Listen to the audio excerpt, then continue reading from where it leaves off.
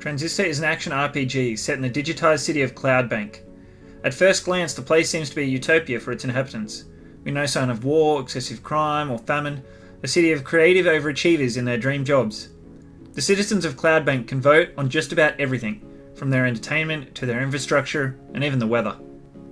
However, repeated cycles in popular opinion create unrest for some, such as those in the Camerata. Take the engineer Royce Brackett for example, the game's main antagonist. After recognising these patterns, he attempts to create structures that would persist beyond the immediate urges of the population.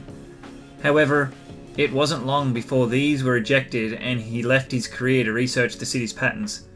This ultimately led to his discovery of the process, an operating system-like entity that control and run the programs that is and allows Cloudbank's universe, including everyone and everything in it, to exist in what may appear to be an endless loop. So, I found a way to put the process center stage, a way to keep the process working in concert. Royce and the other members of the Camerata seem to have transcended and gained sentience over their predetermined actions dictated by the process.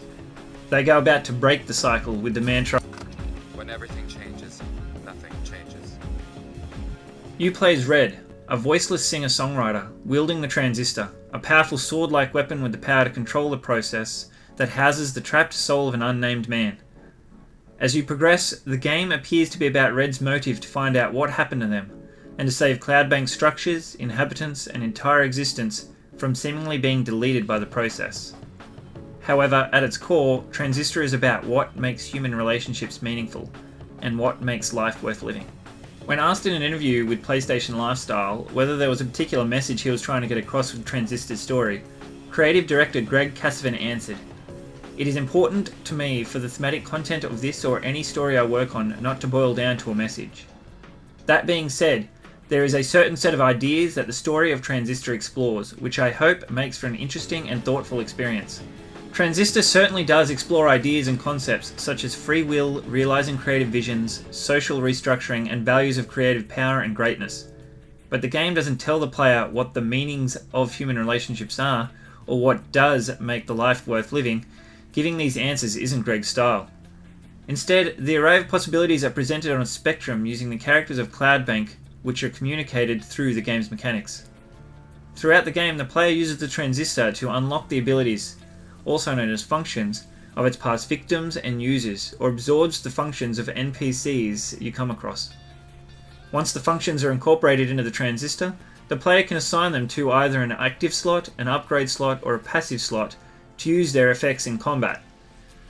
For each different way the player utilizes a function in combat, the player will unlock a bit more information about the corresponding character the function came from.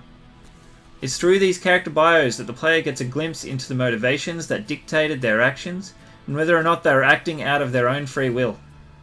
So by the end of the game, the player has a spectrum of examples of what human relationships meant and what made life worth living for the different characters. The two extremes of which are played out in front of them.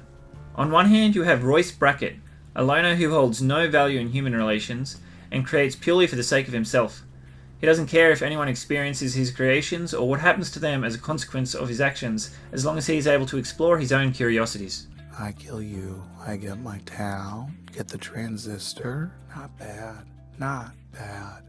Or you kill me, and well, I've often wondered what it's like in there, so in a way, no matter what, I win. And on the other hand, we have Red. Transistor would have you believe Red is a silent protagonist, so that gaming conventions would have you think that she's an empty vessel for you to immerse yourself into, and that your choices and actions are hers. However, she is her own self and not silent, only having lost her voice. I think you're right. Of course. Of course I do. Red. We'll figure it out when we get there. She is sentient like the Camerata and acting of her own free will. The player's position is closer to that of the man, being dragged along for the ride as she acts under her own motives, making choices that go against his wishes. Red creates purely for the sake of another, the man, valuing their relationship above all else.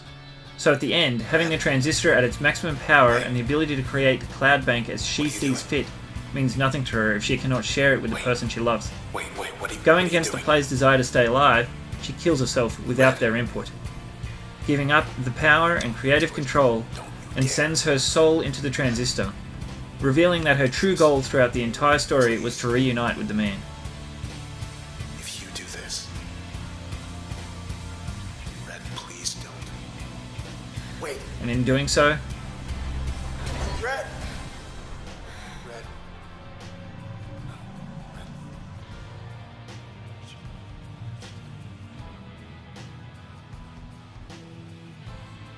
Transistor asks the player to consider what truly matters in life.